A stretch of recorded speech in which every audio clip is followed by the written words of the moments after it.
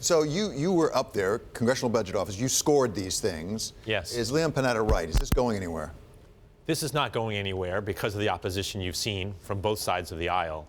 But it's still damaging because if you start so far away from where you'll end up, a tremendous amount of time and energy will go into reaching a resolution that would be better spent tackling real challenges the country faces. So that is a great point, because a lot of our audience really is concerned about tax reform. In the end of the day, that's what they're focused on. Is it coming? A lot of the market reaction has been to the possibility of tax reform.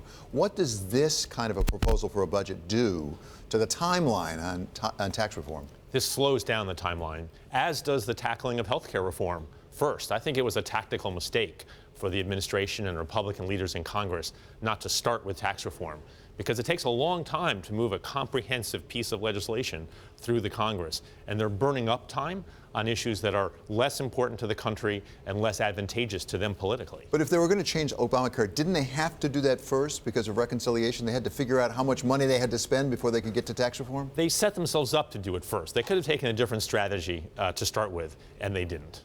So, Steve, what do you make of this budget? You spent a fair amount of time on both Wall Street and Washington. Well, I agree with Doug, and I would just make two other points, and Doug will correct me, of course, if I get any of this very complicated stuff wrong. First of all, it's a 60-vote matter, and therefore it doesn't matter even what the Republicans think. The Democrats can stop this in the Senate.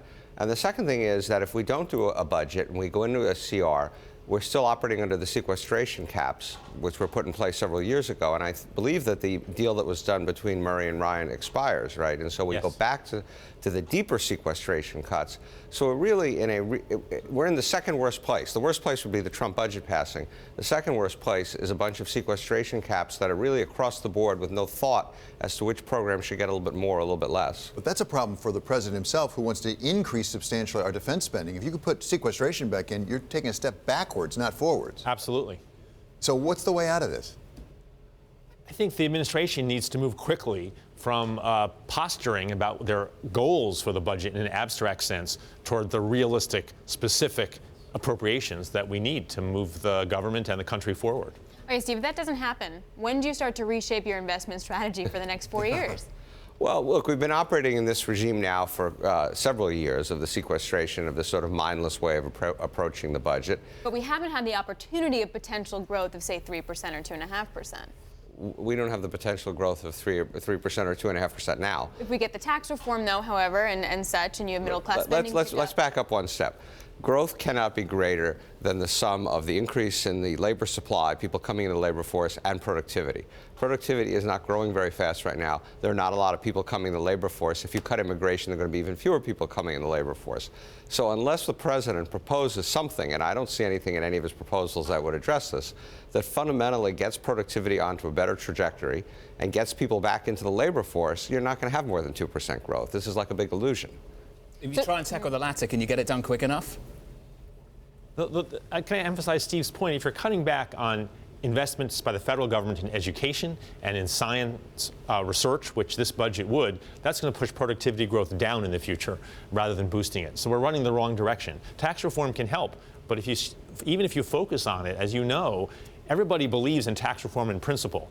But in the specifics, there are very strong disagreements. I don't think it's obvious you can get tax reform done in a comprehensive way, even if you focus on it, and they're not focused on it now. And even recognizing that they can do tax reform just with the Republicans. They don't need the Democrats to do tax reform, but they can't agree on what a tax reform package should look like, particularly because of the border-adjusted tax, but many, many other issues as well. But can you make an argument that if we wind up seeing manufacturing picking up, that is a sector where you're going to get more productivity, and that might change the dial? And of course, if consumer spending is so much of GDP anyway, if you do get middle-class tax cuts that actually incentivizes spending, that could actually boost growth. I mean, this could be a reality. Less than 10% of the American workforce now works in manufacturing.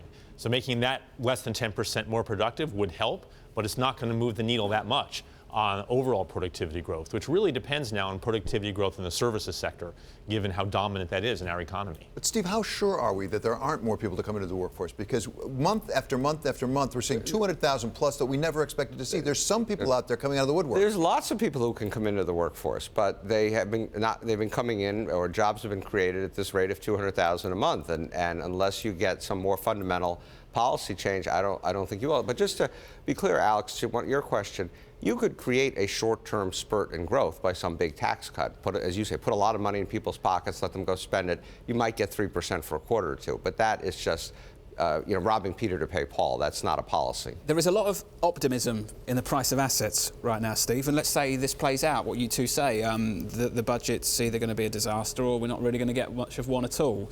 What happens to financial markets? Look, the ebullience in financial markets heavily revolves around two things at the moment.